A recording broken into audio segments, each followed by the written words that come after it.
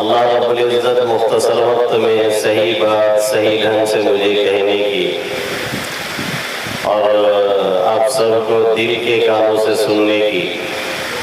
फिर हम सबको उस पर अमल करने की तौफीक नसीब फरमाए। आमीन या रब्बल आलमीन। अल्हम्दुलिल्लाह नहमदुहु व नस्तईनुहु व नस्तगफिरुहु व नु'मिनु बिही व नतवक्कलु अलैहि व नऊज़ु बिल्लाहि मिन शुरूरि अनफुसिना व मिन सय्यिआति अअमालिना। मन यहदिहिल्लाहु फला मुदिल्ल लहु व मन युद्लिल्हु फला हादिय लहु। व नशहदु अन ला इलाहा इल्लल्लाहु वहदहु ला शरीक लहु व नशहदु अन्न सय्यिदना व क़ुद्वतना व हबीबना व मौलाना मुहम्मदन अब्दुहु व रसूलुहु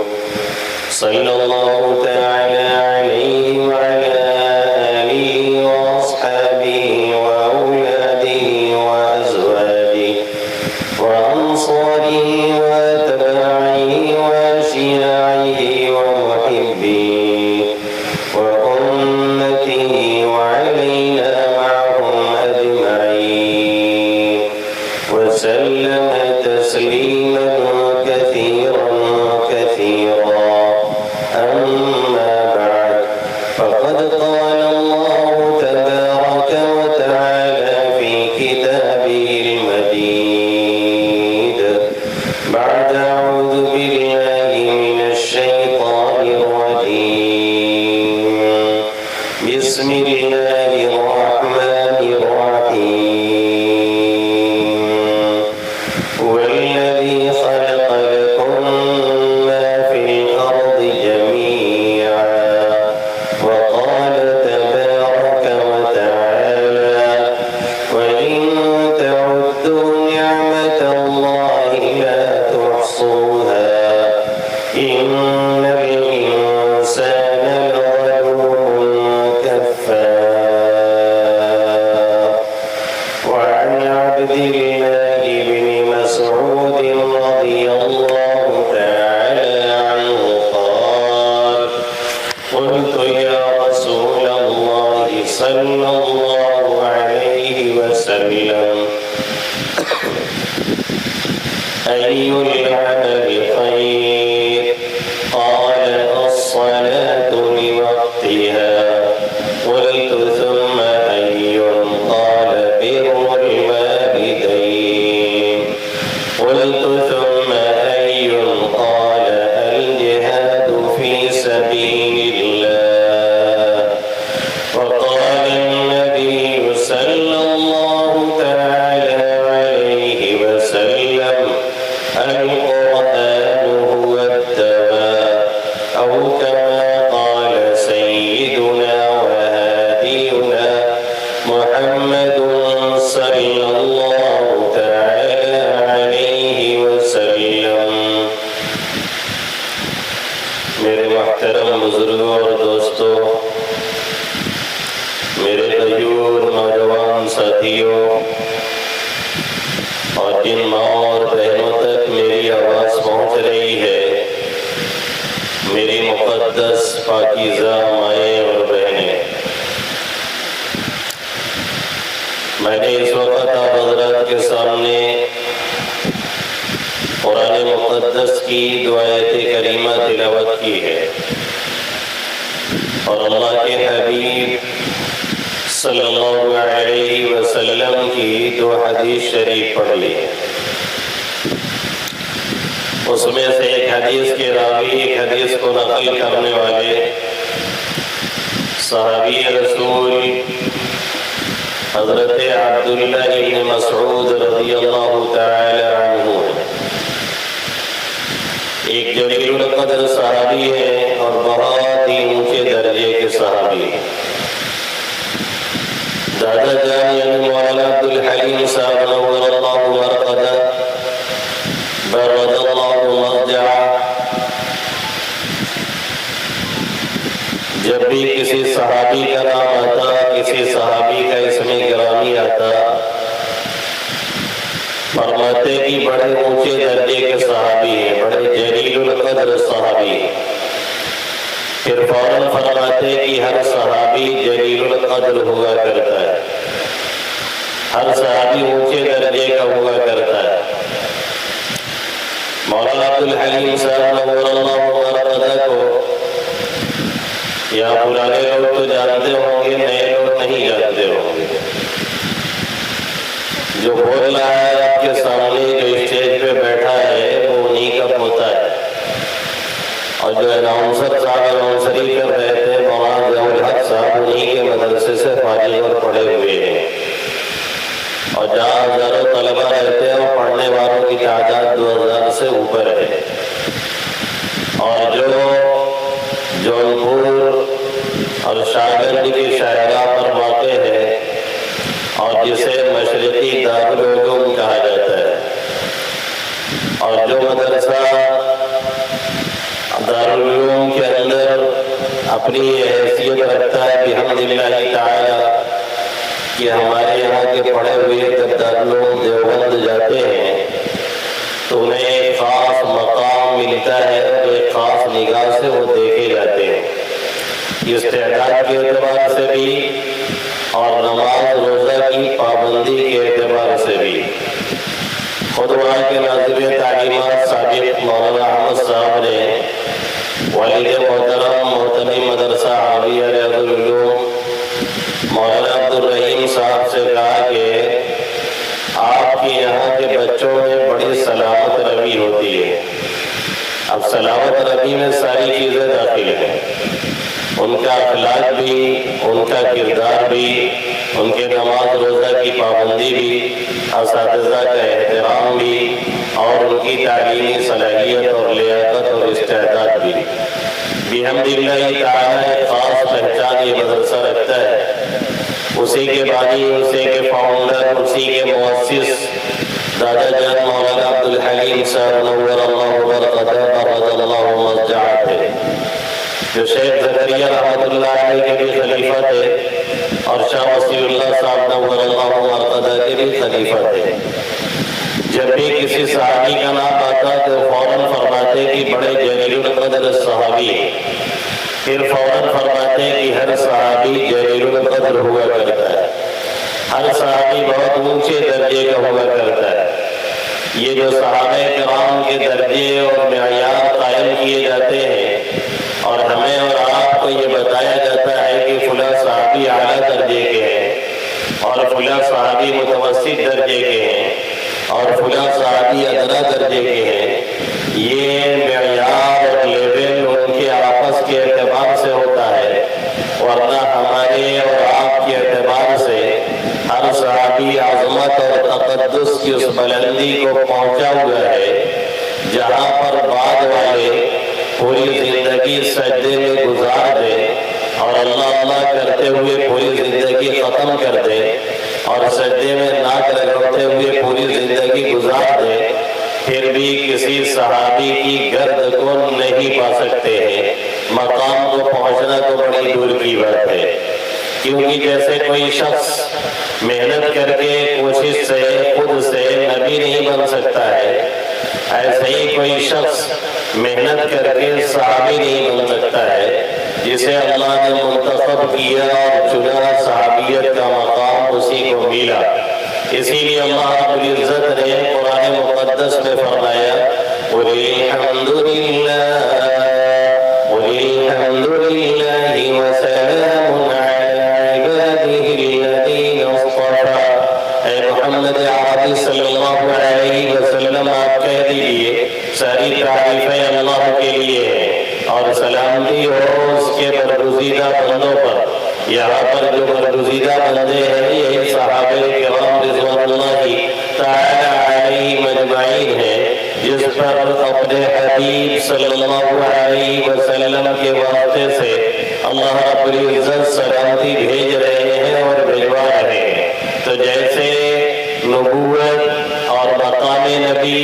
اور نبی کا انتخاب خود اللہ کرتا ہے، کوئی کوشش کر کے محنت کر کے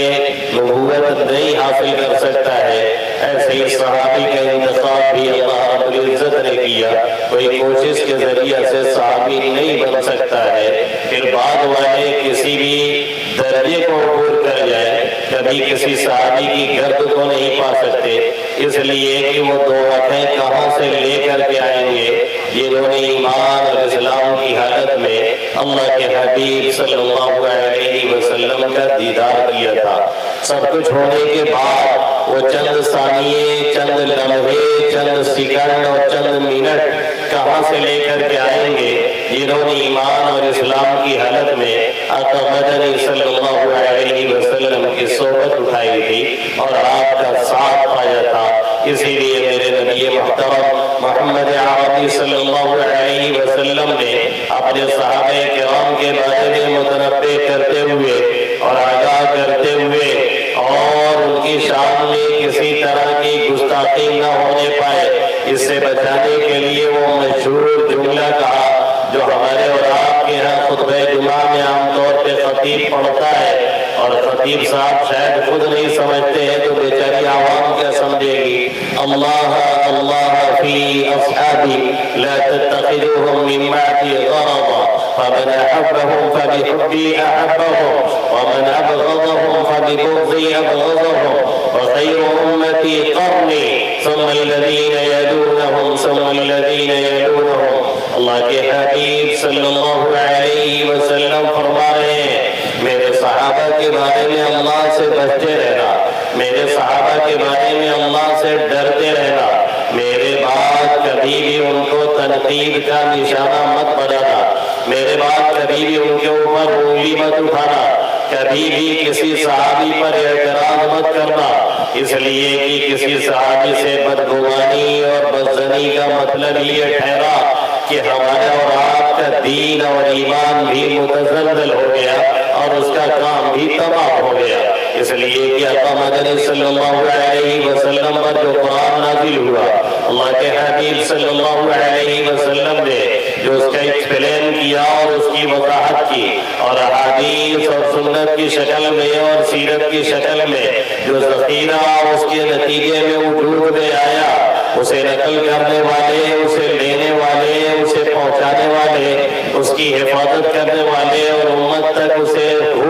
پہنچا دینے والے، سب سے پہلی جو کڑی ہے وہ صحابہ کرام رضوان اللہ تعالی علیہم اجمعین کی ہے۔ اس لیے اگر وہاں سے بدگمانی ہو گئی یا وہاں سے دل و دماغ میں کوئی کدورت پیدا ہو گئی تو پھر نہ دین رہے گا، نہ ایمان رہے گا اور نہ اسلام رہے گا۔ جس کی جڑیں ہل جائیں، جس کی بنیادیں متزلزل ہو جائیں اور جس کی بنیادوں میں رخنے پڑ جائیں اور جس کی بنیاد ہی باقی نہ رہے، وہ یہ کہے کہ نہیں ہماری تعمیر باقی ہے اور ہماری چھتیں باقی ہیں، ظاہر ہے ایک جاہلانہ، ایک سفیہانہ، ایک بیوقوفانہ بات ہے، اس کے علاوہ کچھ بھی اسے نہیں کہا جا سکتا ہے۔ ایسے ہی جو مین کڑی ہے اگر اس سے دوری ہو گئی اور اس سے بدگمانی یا بدزبانی شروع ہو گئی تو پھر دین اور ایمان نہیں رہ جائے گا۔ یہ وہ اہم پوائنٹ ہے اور نقطہ ہے جسے ہمیں اور آپ کو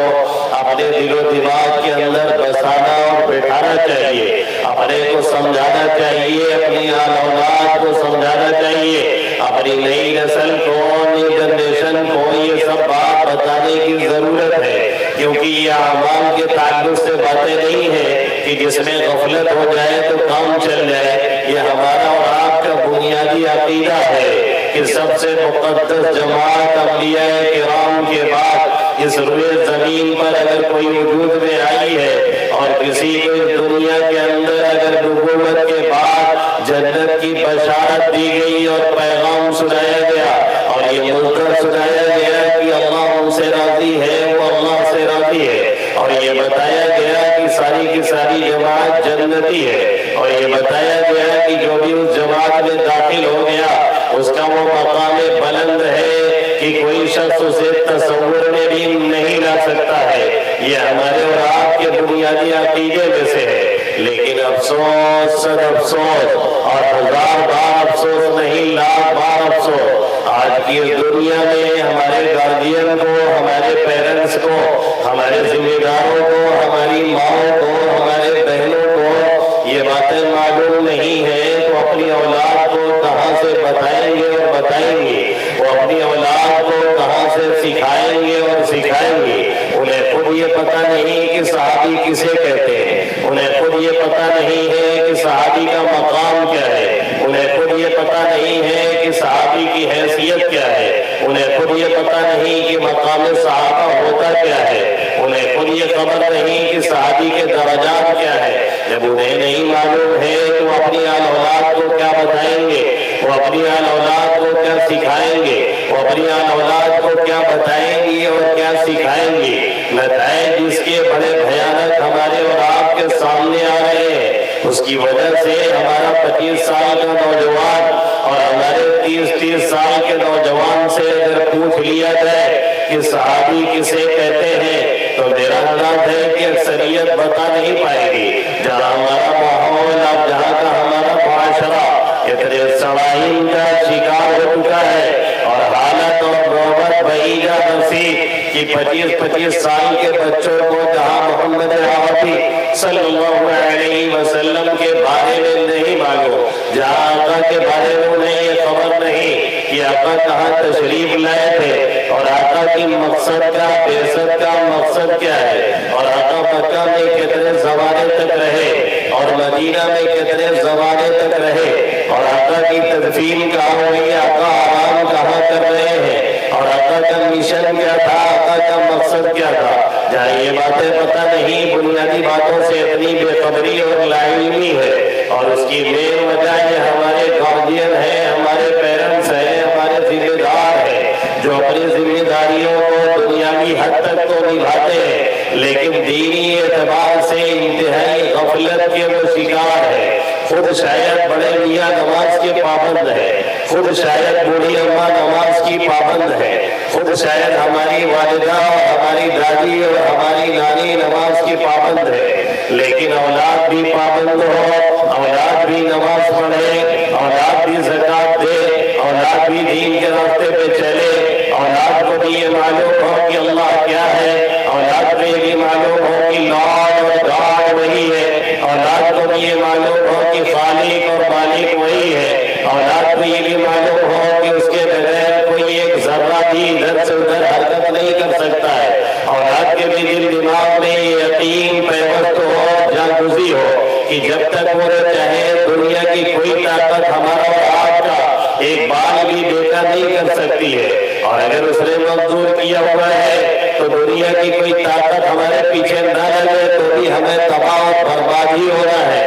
جب ہمارے بڑوں کو یہ بات نہیں معلوم یا معلوم ہے تو چھوٹوں کو نہیں سکھائی جا رہی ہے اور نہیں بتلائی جا رہی ہے اور دھیان نہیں دیا جا رہا ہے، تو پھر اس کے نتائج وہی نکلیں گے جو آج نکل رہے ہیں کہ ہمارے نئی نسلوں کو کلمہ تک کا پتہ نہیں، ہماری نئی نسلوں کو درود تک کا پتہ نہیں، ہماری نئی نسلوں کو یہ بھی معلوم نہیں کہ صحابی کسے کہتے، ہماری نئی نسلوں کو یہ بھی معلوم نہیں کہ قرآن مقدس ہم سے کیا کہہ رہا ہے۔ اکثر کو تو ناظرہ دیکھ کر کے بھی پڑھنا نہیں آتا ہے، حافظہ وغیرہ تو چھوڑ دیجیے، پھر اس کا احکام، اس کے احکام کیا ہے، پھر قرآن ہم سے کہہ کیا رہا ہے، قرآن کا ہم سے مطالبہ کیا ہے، اور قرآن کا پیغام کیا ہے، ان چیزوں سے جو لا علمی پڑھی اس میں سب سے اہم کردار اگر کسی نے ادا کیا تو ہماری ماں نے، ہماری بہن نے، ہمارے گارڈین نے، ہمارے بڑوں نے اور ہمارے بوڑھوں نے۔ ایک فیوچر بنانے کی کوشش کی گئی، ایک فیوچر کی طرف توجہ دی گئی، اور ایک فیوچر کی بات کی گئی، اور کہا گیا کہ ہم اس کا فیوچر صحیح کرنا چاہتے ہیں، ہم اپنے اولاد کا فیوچر بنانا چاہتے ہیں، اور فیوچر سے اور مستقبل سے مراد یہ لیا گیا کہ اس کی جاب کہیں قاعدے سے لگ جائے اور اس کی نوکری کہیں پہ ہو جائے اور کسی طرح سے وہ ملازمت میں سکسیس ہو جائے یا کاروبار میں سکسیس ہو جائے اور 4 پیسے آنے لگے اور پھر ہوٹل بازی شروع ہو جائے اور کھانا اور پینا اور عیاشی کرنا اور دن اور رات میں ہی مشغلہ بنا لینا یہی فیوچر ہم نے سمجھا اور اسی طرف توجہ دی، اور جو اصل فیوچر اور مستقبل ہے یعنی قبر کی زندگی اور قبر کے بعد کی زندگی، اس کی طرف سے عام طور سے نہ صرف یہ کہ غفلت اور بیزاری ہے، بلکہ اگر کوئی توجہ دلاتا ہے تو ہم اسے گرا سمجھتے ہیں اور ہمیں محسوس ہوتا ہے کہ یہ باتیں ہمیں سننے کے لائق نہیں ہے۔ جیسے ہی دین کی بات آتی ہے، ایمان کی بات آتی ہے، ہمارے صالحہ کی بات آتی ہے، ہمارے اور آپ کے ذہنوں پہ گرانی محسوس ہونے لگتی ہے اور ہم اور آپ ایسی چیزوں سے دور بھاگنا شروع کر دیتے ہیں۔ اللہ رب العزت نے قرآن مقدس میں کیا فرمایا؟ هو الذي خلق لكم ما في الارض جميعا، کہ جتنا بھی دنیا کے اندر بنایا گیا ہے، پیدا کیا گیا ہے، یہ شجر، یہ حجر، یہ چاند، یہ بحر و بر اور یہ زمین اور آسمان کا سسٹم اور یہ در اور یہ چلتا ہوا آسمان اور یہ حرکت کرتی ہوئی زمین اور یہ سیارے اور یہ ستارے اور اس میں لگے ہوئے یہ قمقمے اور جلتا ہوا یہ بلب اور مرکری اور یہ چراغ اور روشنی جس کو اللہ نے لگا رکھا ہے آسمانوں کے اندر، جس کے بارے میں اللہ قرآن میں فرماتا ہے هو الذي جعل الشمس ضياء والقمر نورا وقدره منازل لتعلموا عدد السنين والحساب۔ یہ اللہ ہے جس نے قرآن اور جس نے سورج کو اللہ نے روشن بنایا ہے، مرکری کی شکل میں آپ کو دیا ہے، اور چاند کو بھی روشنی کا ذریعہ بنایا ہے، ٹیوب لائٹ کی شکل میں دیا ہوا ہے۔ یہ اللہ نے سارا نظام جو بنایا ہے، اس کے بنانے کا مقصد کیا ہے، اس کے بنانے کا خلاصہ کیا ہے، اس کے بنانے کا نچوڑ کیا ہے، اس کے بنانے کا لب لباب کیا ہے؟ ظاہر ہے ہر ایک کی چیز کے کرنے کا اور بنانے کا کوئی نہ کوئی مقصد ہوا کرتا ہے۔ ایک عام انسان بھی کوئی کام کرتا ہے تو اس کے پیچھے کوئی نہ کوئی مقصد کار فرما ہوتا ہے، کوئی نہ کوئی اس کے پیچھے لاجک ہوتی ہے۔ اگر بغیر حکمت کے اور بغیر مصلحت کے کوئی کام کوئی شخص کرتا ہے تو ہماری اور آپ کی زبان میں اسے منٹل اور پاگل کہتے ہیں، اور یہ کہتے ہیں کہ اس کا دماغ چل چکا ہے، اسی لیے بے کام کا کام کر رہا ہے، بے مقصد کاموں میں لگا ہوا ہے۔ ظاہر ہے جب ایک عام انسان بھی کوئی کام انجام دیتا ہے تو اس کے پیچھے کوئی نہ کوئی مقصد لگا ہوا ہوتا ہے، بے مقصد کوئی بھی کوئی کام نہیں کرتا ہے۔ اگر کسی کو لگتا ہے کہ یہ کام بے مقصد ہے تو لوگ اسے منٹل اور پاگل کہنے لگتے ہیں۔ جب ایک عام انسان کی یہ حالت ہے تو پھر جو احکم الحاکمین ہے، جو رب العالمین ہے، جس نے اس بھیجے سے اور دماغ سے ہمیں اور آپ کو نوازا ہے، اور جس نے اس پرزے کو بنایا ہوا ہے، اور جس نے یہ سوچنے کی، سمجھنے کی ہمیں اور آپ کو صلاحیت دی ہے، اور جس نے یہ عقل دی ہے معمولی سی اور اس کے صحیح استعمال کا ہمیں اور آپ کو طریقہ سکھایا اور بتلایا ہوا ہے، وہ ایسا کام کیوں کرے گا کہ زمین اور آسمان بنا دی جائے اور چاند اور سورج کو کام میں لگا دیا جائے اور ساری دنیا کو بنا کر کے یوں ہی بیکار چھوڑ دیا جائے اور اس کے پیچھے کوئی مقصد نہ ہو، کوئی لاجک نہ ہو؟ یہ پاسبل ہے ہی نہیں، یہ ممکن ہے ہی نہیں۔ اسی لیے اللہ رب العزت نے قرآن مقدس میں ایک جگہ نہیں سینکڑوں جگہ کم سے کم فرمایا ہوگا وَمَا خَلَقْنَا السَّمَاوَاتِ وَالْأَرْضَ وَمَا بَيْنَهُمَا لَاعِبِينَ وَمَا خَلَقْنَا السَّمَاوَاتِ وَالْأَرْضَ إِلَّا بِالْحَقِّ۔ کہیں اللہ کہتا ہے کہ ہم نے زمین کو، آسمان کو، ان کے درمیان کی چیزوں کو کسی حکمت سے پیدا کیا ہے، کسی مصلحت سے ہم نے اسے بنایا ہے۔ کہیں اللہ کہتا ہے کہ زمین اور آسمان اور ان کے درمیان کی چیزوں کو ہم نے بیکار، ہم نے فضول یا کھلواڑ کرنے کے لیے نہیں بنایا ہوا ہے، اس کے پیچھے کوئی خاص مقصد ہے، اور اس مقصد کے تحت بنایا گیا ہے۔ وہ مقصد کیا ہے کہ پورا نظام، پوری کائنات، یہ زمین اور یہ آسمان اور یہ سورج کی گردش اور اس کی تپش اور یہ چاند کی روشنی اور اس کی ٹھنڈک، یہ انسان کے کام آتا رہے اور انسانوں کے کام میں لگا رہے۔ اور اس کی دھوپ سے اور اس سے پیدا ہونے والے چھاؤں سے اور اسی طریقے سے چاند کی روشنی سے یہ فائدہ اٹھاتے رہے. کبھی دھوپ نکلے اس سے پھل پکے, کبھی دھوپ نکلے اس سے کھیتیاں پکے, کبھی دھوپ کی تمازت ہو اس سے کھیتی میں پکاؤ پیدا ہو, کبھی دھوپ کی تیزی آئے اور نور کی تیزی آئے اس سے گیہوں اور چاول کاٹنے کے لائق ہو, اور کبھی چاند کی روشنی ڈالی جائے تاکہ پھلوں کے اندر مٹھاس پیدا ہو, اور کبھی ہواؤں کو چلا کر کے پروا اور پچھوا ان کے اندر کچھ صفات پیدا کی جائے. اللہ یہ کر رہا ہے, یہ مقصد ہے بنانے کا, اور انسانوں کے لیے ساری چیزیں لگائی گئی ہیں. پھر آخر سوال یہ ہے کہ انسان کس لیے ہے؟ سوال یہ ہے کہ انسان کاہے کے لیے بنایا گیا ہے؟ سوال یہ ہے کہ پھر انسان کی دنیا میں لانے کا مقصد کیا ہے؟ سوال یہ ہے کہ پھر انسان کے دنیا میں بھیجے جانے کا مقصد کیا ہے؟ جب ساری کائنات انسانوں کے لیے ہے تو پھر انسان کس کے لیے بنایا گیا اور کس کام کے لیے بنایا گیا ہے؟ اگر یہ کہا جائے کہ انسان اسی لیے بنایا گیا ہے تاکہ اس دنیا میں وہ عزت حاصل کرے, اگر یہ کہا جائے کہ انسان اس لیے بنایا گیا ہے تاکہ دنیا میں یہ کھائے اور کمائے اور عیاشی کرے اور مستی کرے, جیسا کہ بابر نے اپنے دور حکومت میں کبھی عیش و مستی میں آ کر کے کہا تھا کہ بابر عیش کوش کی عالم دوبارہ دے, بابر جتنی چاہو عیاشی کر لو, جتنے چاہو مستی کر لو, اس لیے کہ لائف یہ زندگی دوبارہ ملنے والی نہیں ہے. یہی حال ہمارا اور آپ کا ہوتا جا رہا ہے. ہم زبان سے بھلے نہ کہیں لیکن ہماری اور آپ کی بھی لائف جس پیٹرن پہ چل رہی ہے, جس طریقے پہ چل رہی ہے, اور ہماری اور آپ کی زندگی جیسے گزر رہی ہے ہم بھی وہی کر رہے ہیں اگرچہ کہہ نہیں رہے ہیں. ہمارا کام بھی ہے کمانا, ہمارا کام یہی ہے کھانا, ہمارا کام یہی ہے دین کی آموز میں جانا, ہمارا کام یہی ہے اچھی لائف بسر کرنا, ہمارا کام یہی ہے اچھی زندگی گزارنا, ہمارا کام یہی ہے اچھے کھانے کے چکر میں رہنا, ہمارا کام یہی ہے ایک لگژری لائف جینا, ہمارا کام یہی ہے اپنے کپڑے کو صاف رکھنا, ہمارا کام یہی ہے مہینے سے مہینے جوتے استعمال کرنا,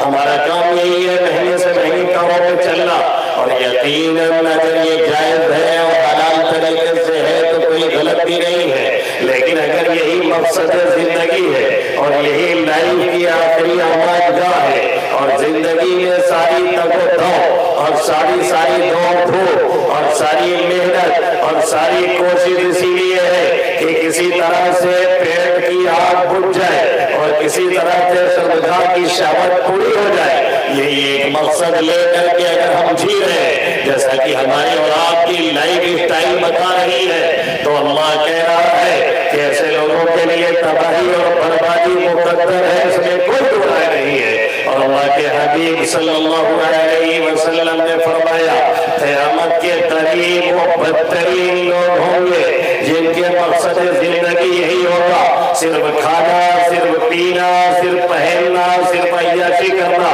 انہیں یہ خبر نہیں ہوگی کلمہ کیا ہے, انہیں یہ خبر نہیں ہوگی درود کیا ہے, انہیں خبر نہیں ہوگی اللہ کیا کہہ رہا ہے, انہیں خبر نہیں ہوگی محمد صلی اللہ علیہ وسلم ہمارے کتنے بڑے محسن ہیں, انہیں یہ خبر نہیں ہوگی کہ شریعت کے احکام کیا ہے, انہیں یہ خبر نہیں ہوگی کہ شریعت کے احکام ہمارے اور آپ کے لیے کیا کیا ضروری ہے اور کیا حاصل کرنا ہے, اور اس کے بارے میں کیا معامل لینا ہے اور کیا علم حاصل کرنا ہے. ان چیزوں کے تعلق سے وہ بے پرواہ ہو کر کے اپنی زندگی فالتو گزار رہے ہوں گے, اور کھانے اور پینے میں اور عیاشی کرنے میں اور ہوٹل جانے میں ان کی پوری زندگی گزر رہی ہوگی. آج یہ ہوٹل ہے, آج یہ ڈھابا ہے, آج یہ چکا کھانا ہے, آج یہ ہوٹل ہے, اسی میں ان کی پوری لائف جا رہی ہوگی. جیسا کہ ہمارا اور آپ کا بس اتنا ہی کام رہ گیا ہے کہ دو ٹھنڈا رکھ لیا جائے اور ایک سینڈوچ رکھ لیا جائے اور اس کے بعد سیلفی لے کر کے اس کا اسٹیٹس لگا دیا جائے اور کسی ڈھابے پہ پہنچا جائے اور دو چار قسم کے ڈش اور کھانے لے کر کے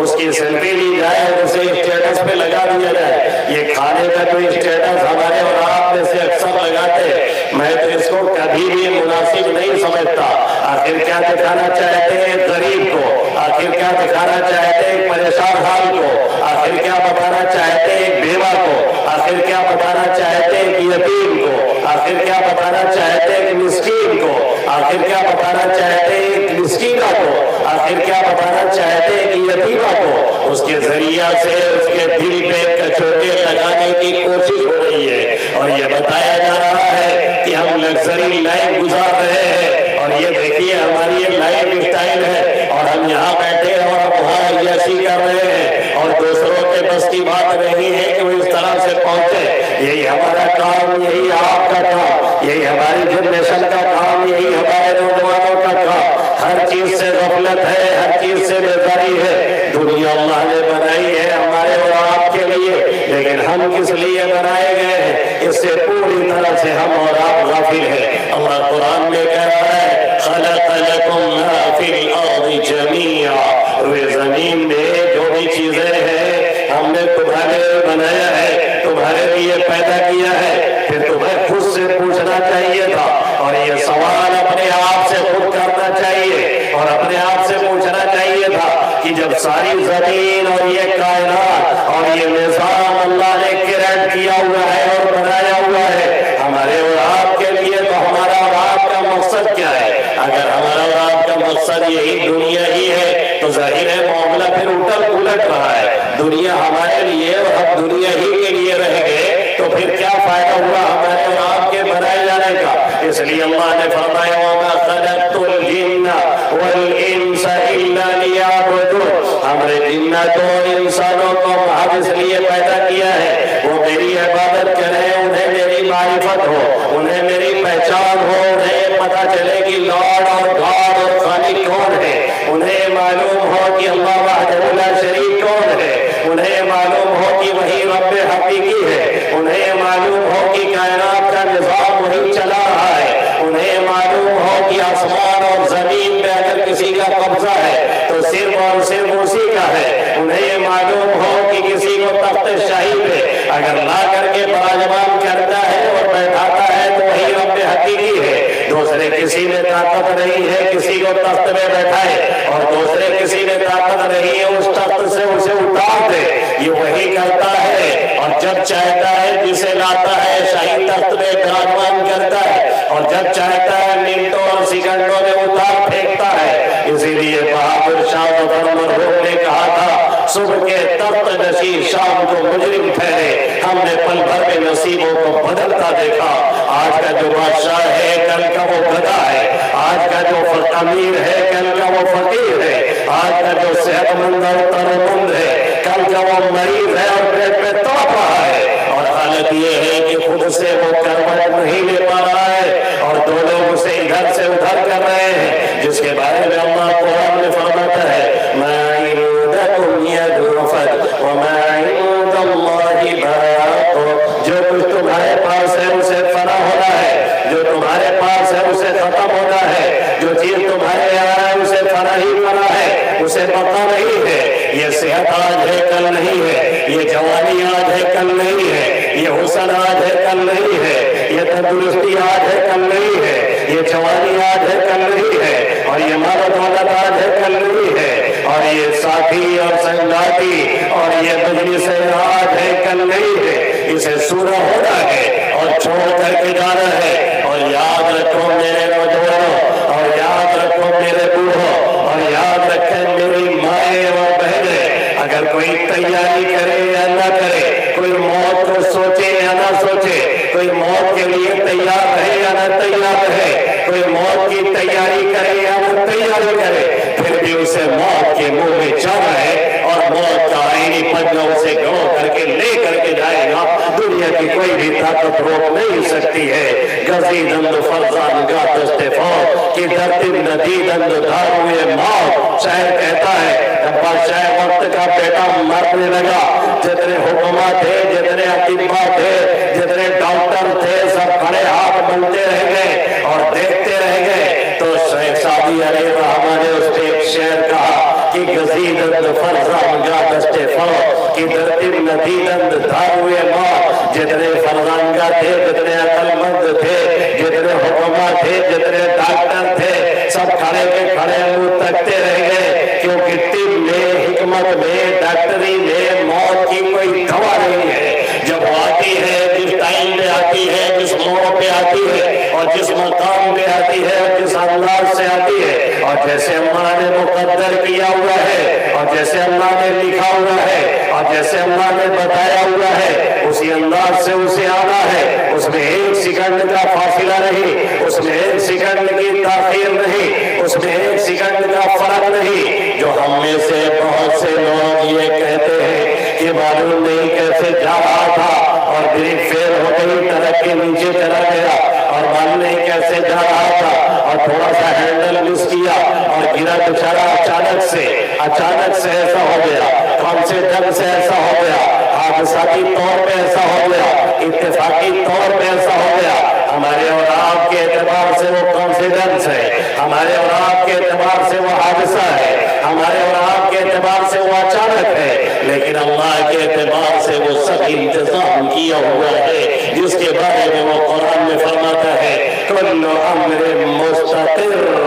ہر چیز کا ہمارے یہاں ایک وقت متعین ہے، ہم نے سب متعین کر رکھا ہے۔ اور پھر یہ ہے کہ مرنا کہاں ہے، پھر یہ کہ مرنا کس زمانے میں ہے، پھر یہ کہ مرنا کس جگہ پہ ہے، اس کا بھی ہم نے ٹائم ٹیبل سب فکس رکھا ہے، اس میں ایک سیکنڈ کا بھی کوئی فرق ہونے والا نہیں ہے۔ وما تدری نفس ماذا تکسب غدا وما تدری نفس بأي أرض تموت، کسی کو یہ خبر نہیں کل کیا کرے گا، کسی کو یہ خبر نہیں کل کیا کمائے گا، کسی کو یہ خبر نہیں وہ کل سو کے اٹھے گا کہ نہیں اٹھے گا، کسی کو یہ خبر نہیں کس سرزمین پہ مرے گا۔ اللہ فرما رہا ہے سب کچھ ہمیں پتا ہے، ہم نے سب ٹائم بنایا ہوا ہے، ساری دنیا ہمارے لیے، اور ہم اس لیے کہ اللہ کو پہچانے، ہم اس لیے کہ اس کو جانے، ہم اس لیے کہ اس یقین کو دل و دماغ میں بٹھا لے کہ جب تک اللہ نے چاہا ہوا ہے تب تک ہمیں اس دنیا میں رہنا ہے، اور جب نہیں چاہا ہے تو پھر اس دنیا کو چھوڑ کر کے جانا ہے۔ رہنے کے کتنے انتظامات کر لیے جائے اور کتنے ہائی فائی ایجوکیشن حاصل کر لی جائے اور کتنے لگژری لائف گزاری جائے اور کتنے بڑے محل اور پیلس میں رہا جائے اور کتنی آگے اور پیچھے اپنے حساب قائم کر لیا جائے، پھر بھی جس روز اللہ نے چاہا ہے اس روز چھوڑ کر کے جانا ہے، اور جب تک نہیں چاہا ہے تب تک کوئی دنیا موبائل کا نام لے نہیں جا سکتا ہے۔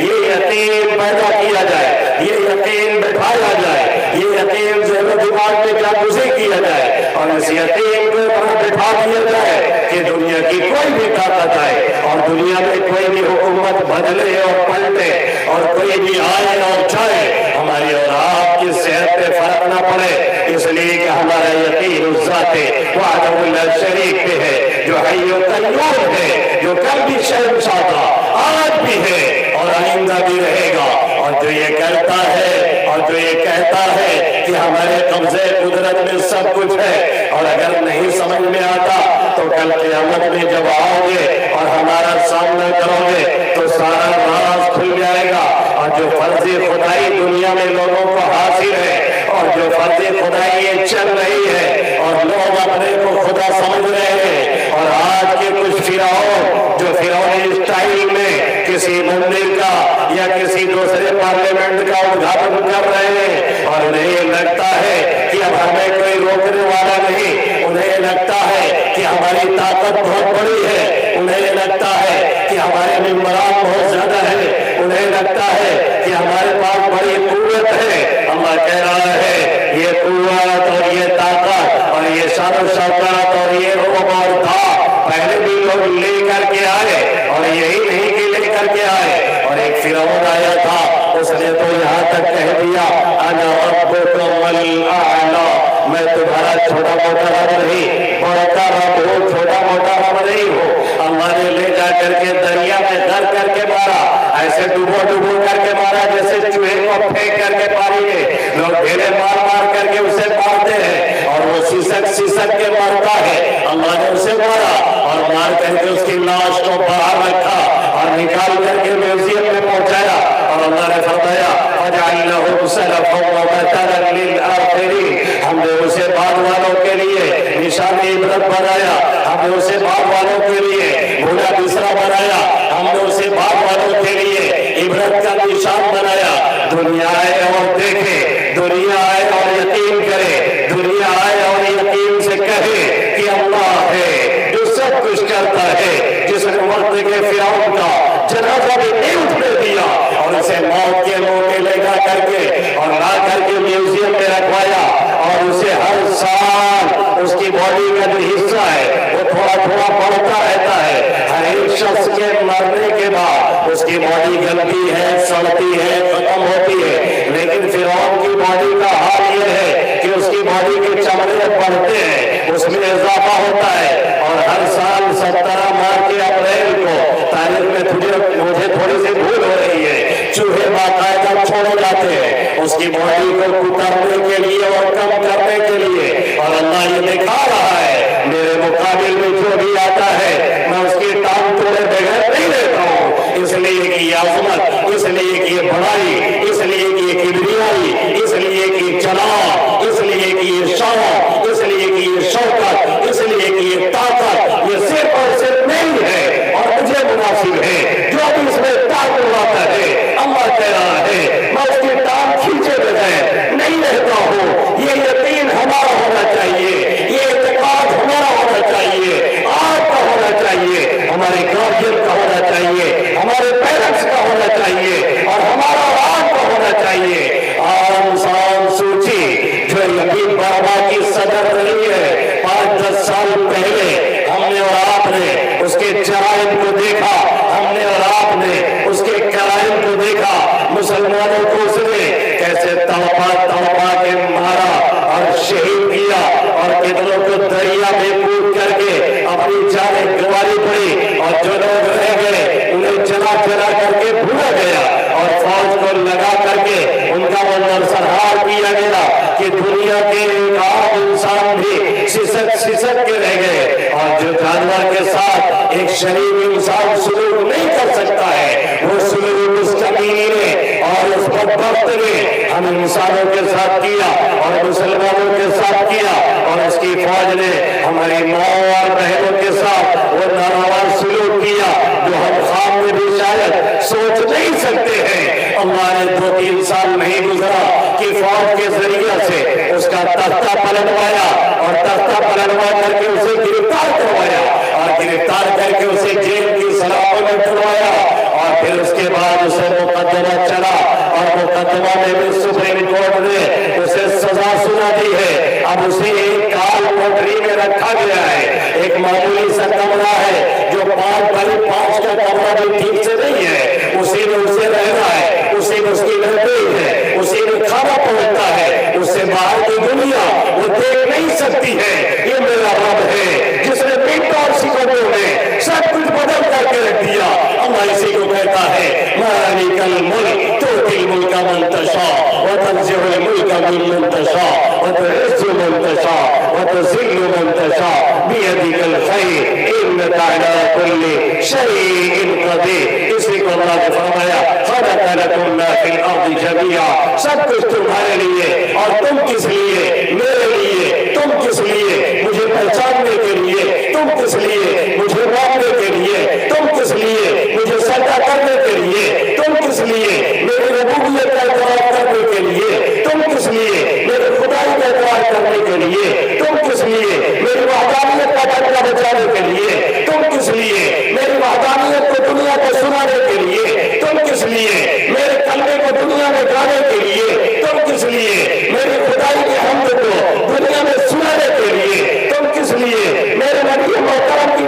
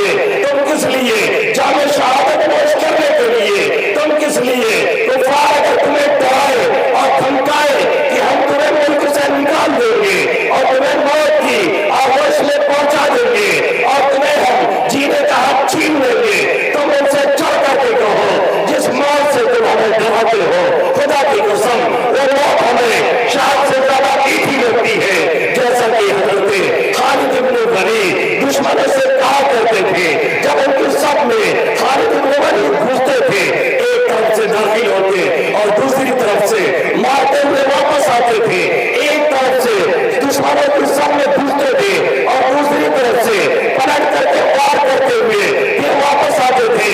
एक जंगों में आपकी 5 तलवारें टूटती थी और गज़वा तूता में जहां मुसलमानों की तादाद सिर्फ 3000 थी और कुफार की तादाद 1 लाख से ज्यादा थी, खालिद इब्न वलीद 3000 का लश्कर लेकर के टकरा गए और 1 लाख के छक्के छुड़ा करके रख दिया। उस जंग में खालिद इब्न वलीद की 9 तलवारें टूटी, लेकिन फिर भी आप हिम्मत नहीं हारे और आसानी से 3000 का लश्कर वापस लेकर के आए। अल्लाह के हबीब सल्लल्लाहु अलैहि वसल्लम ने भी आपकी तारीफ की और दुश्मनों की आंखों में आंखें डाल करके आप कहा करते थे, जिस मौत से तुम डरते हो हम उस मौत को शहादत से ज्यादा मीठी समझते हैं। और आप कहा करते थे, अगर जिंदगी लिखी है तो मौत जिंदगी की हिफाजत करती है और अगर मौत लिखी है तो जिंदगी खुद दौड़ती हुई मौत से चमक जाया करती है।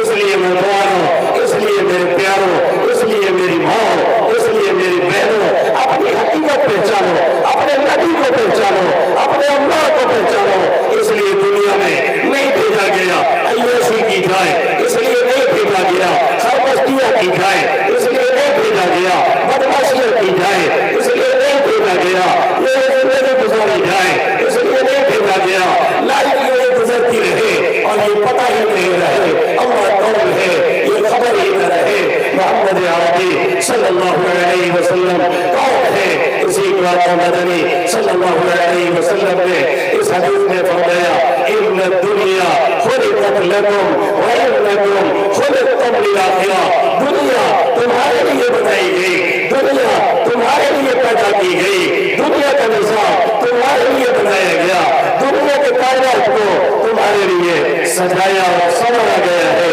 लेकिन तुम आखिरत के लिए हो, अपने रब की मारिफत के लिए हो, रब की पहचान के लिए हो, रब को सजदा करने के लिए हो। लेकिन हाय अफसोस, आज सब कुछ छोड़ करके जो उसकी सबसे बड़ी इबादत है, जो पहचान का सबसे बड़ा जरिया है और जो सबसे बड़ी इबादत है यानी नमाज, हम और आप उसी से इतना गाफिल है, इतना गाफिल है, इतना गाफिल है कि अक्सर गाँव की हालत ये है कि पूरा पूरा गाँव बेनमाजी है, एक भी सजदा में गिरने वाला नहीं है। अगर गाँव की आबादी 1000 की है तो शायद उसमें 950 बेनमाजी और 50 नमाजी, शायद उसमें 270 बेनमाजी और 30 नमाजी, कहीं 1% है, कहीं 2% है, कहीं मोदी नहीं है। जिस दीन में रब के सामने झुकना नहीं, जिस लाइफ में रब के सामने झुकना नहीं, वो दीन नहीं, वो जिंदगी नहीं,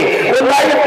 नहीं, उस लाइफ में कोई मजा नहीं, कोई सुकून नहीं जिसमें रब के सामने झुका न जाए। और जहाँ पे रब के सामने झुका न जाए वहां पे फिर पूरी दुनिया के सामने झुकना पड़ता है। एक खुदा के आगे न झुके सर तो हर जगह सर झुकाना पड़ा है। अगर रब के सामने नहीं झुकोगे, खुदा की कसम पूरी दुनिया झुका करके रखेगी और जिस दिन मुसलमान उसके सामने झुकना सीख लेगा, पूरी दुनिया को झुका करके रखेगा। आज अलमिया ये है, हमें और आपको पूरी दुनिया झुकाए है और झुका रही है, लेकिन जहाँ झुकना है, जहाँ सजदा करना है, जहाँ नमाज पढ़नी है, जहाँ जाना है, वहाँ जाने के लिए हम और आप तैयार नहीं। हमारे पास टी टाइम है, हमारे पास लंच टाइम है, हमारे पास डिनर टाइम है, हमारे पास दोस्तों की महफिल के लिए टाइम है, हमारे पास जब स्वागत करने के लिए टाइम है,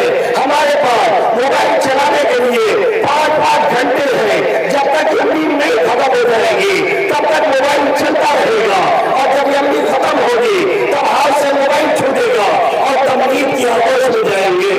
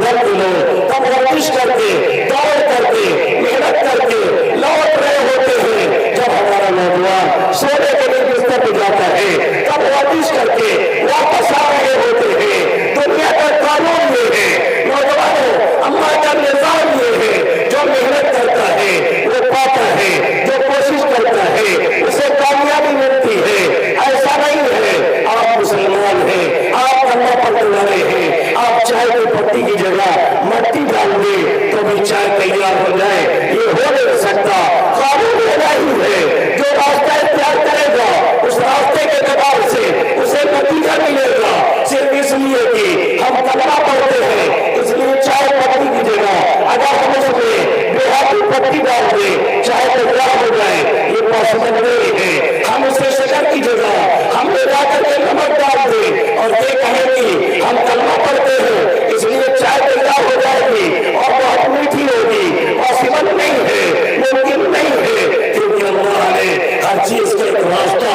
اور ایک طریقہ رکھا ہوا ہے. جب تک وہ طریقہ میں اختیار کیا جائے تب تک وہ نتیجہ اور رزلٹ ہاتھ میں نہیں آتا ہے. انہوں نے محنت کی ہے، انہوں نے کوشش کی ہے، 100 سال سے آگے سے لگے اپنے کو کام میں لگایا، اپنے لوگوں کو جگایا اور بیدار کیا ہوا ہے. اب پھل پکنے کا ٹائم ہے اور وہ کاٹنے والے ہیں اور ہم اور آپ سو رہے ہیں. سوئے قوم جاگ اٹھی، بیدار مسلمان سوتا ہے. گہرائے قلب مومن میں اب جذبہ ایمان سوتا ہے. جب آپ سونے جاتے ہیں تب وہ دوڑ رہے ہوتے ہیں، جب آپ سو کے اٹھتے ہیں تب وہ اپنا کام کر چکے ہوتے ہیں. یہ ہمارا حال، ہمارے نوجوانوں کا حال، ہمارے ماؤں کا حال، ہمارے بہنوں کا حال، ایک ایک گھر کا یہی حال بنا ہوا ہے. 3-4 بجے سب کی نیند شروع ہوتی ہے، 9-10 بجے 11 بجے نیند کھلتی ہے. جسے سورج جگاتا ہے اسے دنیا سنا دیتی ہے اور جسے سورج نہیں جگاتا اٹھ کر کے وہ سورج کو جگاتے ہیں، وہ دنیا کو بتاتے ہیں ہمیں بھی زندہ قوم ہے. ہمیں مٹانا آسان نہیں ہے، ہمیں مٹانا ممکن نہیں ہے. وہ اپنے کو پہچانتے ہیں، ہم نے اور آپ نے اپنے کو نہیں پہچانا. نتیجہ ہمارے اور آپ کے سامنے ہے. ہم نے اور آپ نے دیکھا ہے، کتوں کو بہت دیکھا ہوگا آپ نے، یہ رات میں بہت بھوکتے ہیں، بہت ہنگامہ کرتے ہیں، 2 بجے تک، 2:30 بجے تک، 3 بجے تک. اور جب تہجد کا وقت ہوگا یہ سونا شروع کریں گے. فجر میں کتے بھونکتے ہوئے آپ کو عام طور پہ نہیں ملیں گے، تہجد میں کتے بھونکتے ہوئے آپ کو نہیں ملیں گے. اس کا نتیجہ آپ نے دیکھا، کہیں کتے کی جھنڈ آپ کو نظر آئی، کہیں آپ نے دیکھا 50-100 کتے ایک ساتھ رہ رہے ہو. 2 کتے جمع ہوں گے تو آپس میں بھیڑ جائیں گے، پہلی بات. اور دوسری بات یہ کہ بچے ان کے کئی ہوتے ہیں، 6, 8, 10, 4, 5، لیکن اس کے باوجود کہیں ان کا جھنڈ نظر نہیں آتا اور کہیں ان کی کمپنی نظر نہیں آتی. اور اکثر بیچارے ٹرک کے نیچے، بس کے نیچے،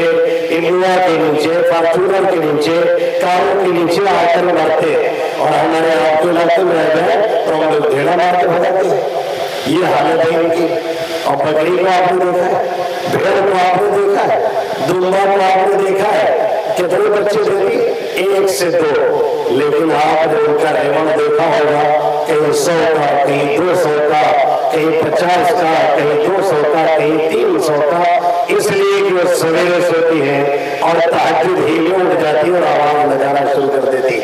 اس کی برکت انہیں ملتی ہے اور ان کا ایک جمبنا ہوتا ہے، ان کی ایک یونٹ ہوتی ہے، ان کی ایک طاقت ہوتی ہے. اور دنیا میں ہمیشہ وہ چھری کے نیچے رہتی ہے. پھر بھی جب بھی آپ جائیے گا بازار میں، جب بھی آپ مارکیٹ میں جائیے گا اور بقرعید کا 3 دن گزار کر کے جہاں پورے سال میں جو قربانی ہوتی ہے 3 دن میں وہ پوری کر دی جاتی ہے، پھر بھی چوتھے دن آپ بکرا لینے جائیں، آپ بھیڑ لینے جائیں، آپ ڈنگا لینے جائیں، کہیں ایسا نہیں ہو سکتا کہ آپ کو ملے گا، یقیناً مل کر کے رہے گا. اس لیے کہ سویرے اٹھنے کی برکت ان کے ساتھ لگی ہوئی ہے. جبکہ 1-2 بچے ان کے ہوتے ہیں اور کتے کتیا کے کئی بچے ہوتے ہیں، لیکن پھر بھی ان کا ریوڑ اور چھوٹے نہیں ملتا ہے. یہ ہمارا حال، یہ آپ کا حال ہے. ہم نے اور آپ نے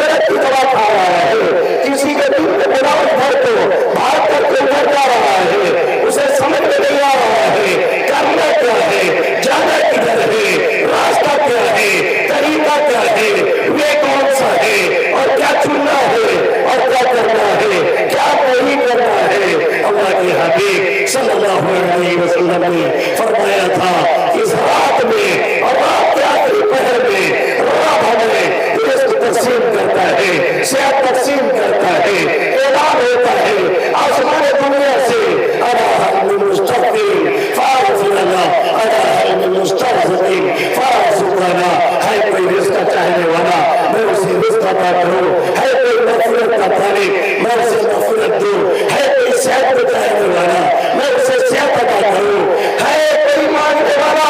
میں اسے رزق دے دوں، ہے کوئی مانگنے والا میں اسے اولاد دے دوں، ہے کوئی مانگنے والا جسے زر نہیں، زمین نہیں، جائیداد نہیں، ہے کوئی نوجوان جو کسی بچی کو پسند کرتا ہے، اسے رشتہ چاہیے، رشتے آسمان سے آتے ہیں، زمین سے رشتے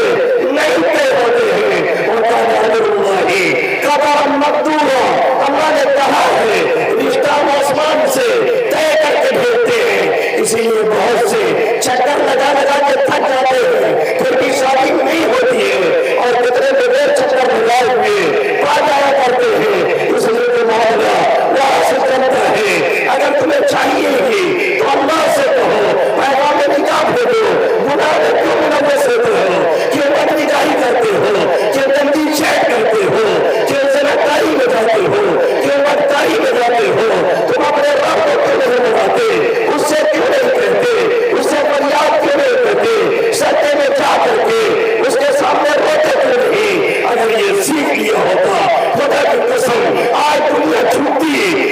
ہے، دنیا جھکانے والا چاہیے، ہم نے جھکانا نہیں سیکھا اس لیے جھکنا سیکھ لیا۔ اللہ قرآن میں کہتا ہے کل قد علما صلاته وتسبیحہ، جتنے چرند ہیں، جتنے پرند ہیں، جتنے شجر اور حجر ہیں، سب کو اپنی تسبیح پتہ ہے، تسبیح کے ساتھ ساتھ سب کو اپنی نماز کا پتہ ہے، اس کا طریقہ پتہ ہے۔ یہ اور بات ہے ہمیں پتہ نہیں چلتا کہ دار تسبیح پڑھتا ہے، ہمیں پتہ نہیں چلتا دار سجدہ کرتا ہے، ہمیں پتہ نہیں چلتا پودے سجدہ کرتے ہیں، ہمیں پتہ نہیں چلتا یہ کنکریاں بھی اللہ کی تسبیح کرتی ہے، ہمیں پتہ نہیں چلتا یہ کنکریاں بھی اللہ کی پاکی بیان کرتی ہے۔ رب قرآن میں کہتا ہے کل قد علما صلاته وتسبیحہ، اور 14ویں پارے میں اللہ کہتا ہے اولم يروا الى ما خلق الله من شيء يتفيأ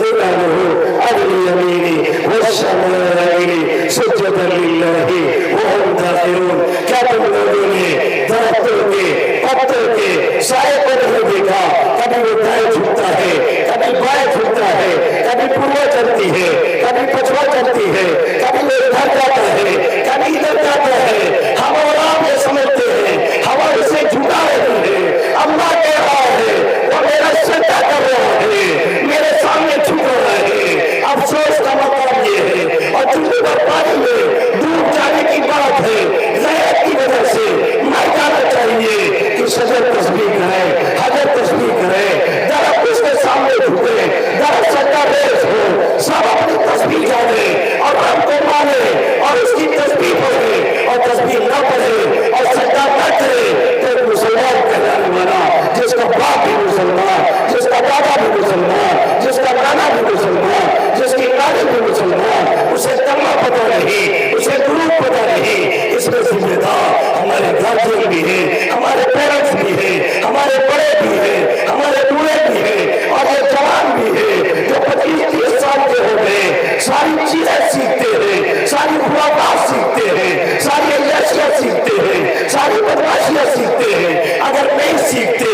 اگر نہیں معلوم کرتے تو نبی کا دین نہیں سیکھتے، اگر نہیں سیکھتے تو قرآن پڑھنا نہیں سیکھتے، اگر نہیں سیکھتے تو قرآن کے احکام کو نہیں معلوم کرتے، اگر نہیں معلوم کرتے تو قرآن کہہ کیا رہا ہے، کلام اللہ کا پیغام کیا ہے، اگر نہیں معلوم کرتے تو دین کی باتیں نہیں معلوم کرتے، اگر کچھ نہیں کرتے تو دین کے احکام پہ عمل نہیں کرتے۔ اس کے علاوہ جتنے خرافات ہیں اس کا ذمہ قوم مسلم نے لیا ہوا ہے۔ ایک واقعہ کوٹ کر کے بات کو پوری کرنے کی کوشش کروں گا۔ ہمارے پرتاپ گڑھ کے ایک علاقے میں ایک نوجوان ایسے رہتا تھا جسے نماز سے، ذکر سے، تلاوت سے، رمضان کے روزے سے کوئی مطلب نہیں۔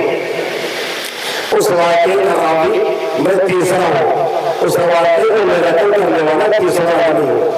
2 راستہ بیچ میں ہے۔ جس واقعے نے مجھ سے بیان کیا وہ میرے یہاں پڑھتا تھا، پڑھ کر کے مولانا ہو کر کے گیا، اس کے والد نے آنکھوں دیکھا واقعہ بنایا تو بتایا تھا، اور یہ واقعہ ہوا تھا شبلی بہرائچی صاحب ہو علامہ، ان کے والد کے سامنے وہ بھی مقرر تھے۔ प्रताप गंज कहलाते। नौजवान ऐसे ही था अय्याशी, बदमाशी, खुराफा। सुन ले हमारे नौजवान, सुन ले हमारे दादियाँ, सुन ले हमारी माएँ, सुन ले हमारी बहनें, सुन ले हमारे पेरेंट्स। इन्हीं की देन है ऐसे नौजवान निकल के हमारे सरों पे सवार। इन्हीं की देन है हमारी माँ बहनों की। यही जब संवरती है तो दुनिया सुधरती है, यही जब बिगड़ती है तो दुनिया बिगड़ती है। इन्हीं से बनता है मामला और इन्हीं से बिगड़ता है। उस नौजवान का जवानी में इंतकाल हो गया। इंतकाल के बाद उसकी कब्र पे कभी कुत्ते बोल रहे हैं, कभी कुछ हो रहा है। और कई लोगों ने कुछ ऐसा ख्वाब देखा कि उनको लगा कि वो जिंदा होता है। कभी कभी बार तो ऐसा ख्वाब लोगों को आता है कि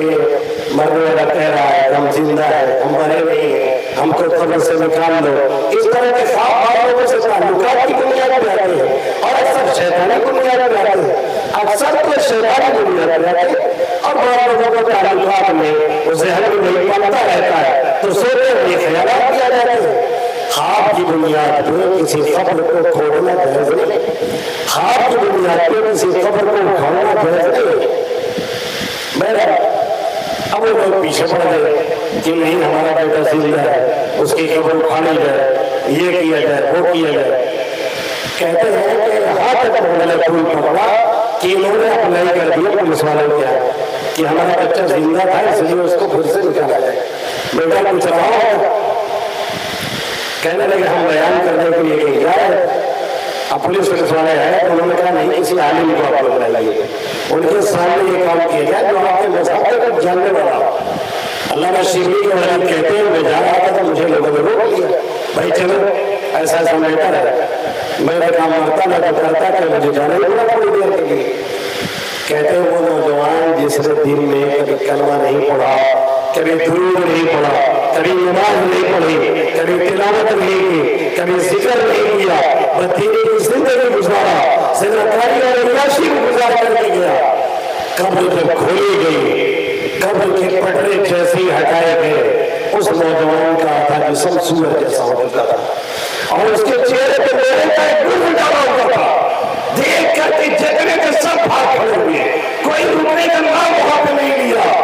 सवाल ये पैदा हुआ कब्र कैसे बंद की जाए। हमने कहा पटरे किसी तरह से रखिए, मेहनत करके हिम्मत करके 2-3 में पटरे रखा, किसी तरह से मिट्टी डलवाई और वहां से हम दुआ इस्तिग़फ़ार करते हुए हम भी चले गए। ये हालत होती है कब्र में पहुंचने के बाद, ये हालत होती है कब्र में जाने के बाद, जिसके बारे में मेरा नबी कहता है कि कब्र में जन्नत सांप मुसल्लत होता है। अगर सांप एक मरतबा डंक मार दे तो 70 फिर पैमाने में मुर्दा चला जाए और दुनिया में जहन्नम का सांप एक कतरा जहर छोड़ दे तो पूरी दुनिया से ये सब्जी चली जाए, एक सब्जा भी न लगे। ये हालत है। लेकिन हमने से कौन है जो इन बातों को सुनता है? हमने से कौन है जो इन बातों की तरफ तवज्जो देता है? न माँ को पता है, न बाप को पता है, न माँ नमाज पढ़ती है, न बाप पढ़ता है, न नाना पढ़ता है, न दादा पढ़ता है, न उसे कलमा दुरूद आता है, न हमारे नौजवानों को आता है। और बाहर का खाना है और इधर बर्गर है, उधर चौमीन है, उधर ये है, उधर वो है। ये चीजें हमारे नौजवानों में बगावत का मादा पैदा करती है, जिसकी वजह से आज हमारा नौजवान हमारी माँ और बहनों की बात सुनने के लिए तैयार नहीं, मुसीबत बना हुआ है। हर कोई अपने नौजवानों से गिला और शिकवा करता है। गिला शिकवा करने से बात बनने वाली नहीं है, जो दिलों को फेरने वाला है। रब हकीकी उसके सामने जाइए, सच्चा रेज होइए, उससे ना लगाइए, उसे पुकारिए और उससे मांगिए और उससे कहिए मेरी औलाद को आपका मेरा ताबे बना दे, इनको फरमाबरदार बना दे। इसलिए कि दिलों को फेरने वाला और बनाने वाला वही है। यह हमारे जो गार्डियन है, जो पेरेंट्स है, जो वालिदैन है, ये जरा बताए इन्होंने अपने औलाद के लिए कितनी मरतबा सलातुल हाजत पढ़ी है? इन्होंने अपने औलाद के लिए कितनी मरतबा 24 घंटे में हाथ उठा के दुआ मांगी है? पूरी जिंदगी में इन्होंने कितनी मरतबा अपनी चहती औलाद के लिए दुआएं मांगी है? बैठ करके गिला शिकवा करने से कोई सुधारने वाला नहीं।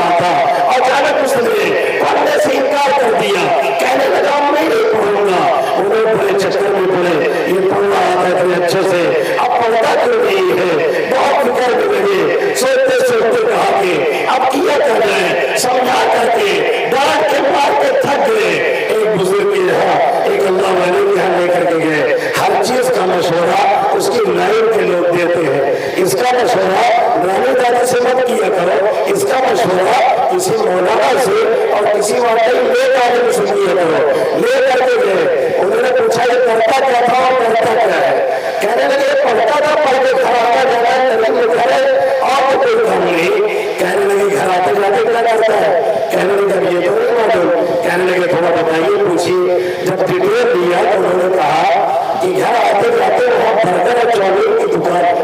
اس پہ رکتا ہے اور کھاتا ہے اور اس کے بعد پھر گھر آتا ہے۔ تو مولانا نے بزرگ نے کہا ایسا ہے 40 دن اس کا کھانا باہر کا روک دو، باہر کی کئی چیزیں نہیں کھائے۔ ایک کام یہ کرو، دوسرا کام یہ کرو، اس کی والدہ سے کہہ دو کہ جب کھانا اس کے لیے بنایا کرے تو کبھی سورہ فاتحہ پڑھ کر کے دھوے، کبھی درود شریف پڑھتی رہے، کبھی استغفار کرتی رہے، کبھی یہ دعا پڑھے ربنا هب لنا من ازواجنا وذرياتنا قرة اعين واجعلنا للمتقين اماما۔ اس کے بعد دیکھیے کیا اثر ہوتا ہے۔ اس کا کھانا باہر کے انہوں نے چھوڑا دیا اور گھر پہ کھانا کھلانے لگے، اور اس کی ماں اور اس کے والد برابر اس طرح کی دعا کرتے رہے۔ 4-5 روز گزرا، اس نے خود سے کہا کہ میں پڑھوں گا، اور پڑھنے لگا حافظ ہو گیا۔ اب مولانا صاحب سے لوگوں نے راز پوچھا تو کہا جس ہوٹل پہ جس ٹھیلے پہ وہ کھانا کھاتا تھا وہ بے نمازی تھا، اور اس کے کھانے کی نحوست اسے لے ڈوب رہی تھی، اس لیے میں نے کہا اسے گھر میں کھلایا جائے اور اسے درود اور دعا کے ساتھ کھلایا جائے تاکہ اس کھانے کا اثر اس پہ پڑے۔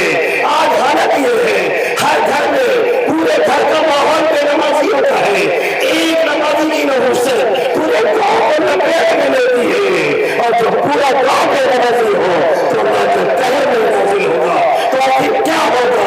اس لیے اٹھیے اور علم لگائیے، اس لیے اٹھیے اپنے حوصلوں کو علم لگائیے اور محنت کیجیے اور کوشش کیجیے، اور آج سے طے کر لیجیے انشاءاللہ اب نماز نہیں چھوٹے گی، اب تلاوت نہیں چھوٹے گی، اب ذکر نہیں چھوٹے گا، اب استغفار نہیں چھوٹے گا، اب درود نہیں چھوٹے گا۔ اگر نہیں آتا ہے کسی حافظ جی کو، کسی مولوی کو، کسی پڑھے لکھے کو پکڑیں گے اور اس سے سیکھنے کی کوشش کریں گے۔ اس میں کوئی شرم کوئی حیا نہیں ہونی چاہیے۔ اگر اس مجمع نے یہ طے کر لیا اور آج ہی سے یہ مت سوچیے گا پرسوں کریں گے نرسوں کریں گے، شیطان کا کام ہے پڑھانا اور آپ کا کام ہے ڈٹ جانا۔ ہمت مرتا مدد خدا، اگر نوجوانوں تم نے یہ طے کر لیا ہے انشاءاللہ آج سے زندگی بدلیں گے اور اپنے رب حقیقی کو اور اس کے نبی کو پہچانیں گے اور اس کے احکام پہ عمل کریں گے، تو پھر ایک صرف انقلاب جلدی ہمیں اور آپ کو دیکھنے کو ملے گا۔ اور اگر نہیں طے کیا تو پھر سے بیٹھنے اور اٹھنے سے کوئی فائدہ ہونے والا نہیں۔ اللہ رب العزت ان چند باتوں پہ مجھے آپ سبھی حضرات کو عمل کی توفیق نصیب فرمائے، آمین یا رب العالمین۔ حیات باقی، ملاقات باقی، بہت سی باتیں بھی باقی ہے، ابھی دل کا درد پورا نہیں ہوا، پھر آگے تو کریں گے انشاءاللہ تعالی۔ السلام علیکم ورحمۃ اللہ وبرکاتہ۔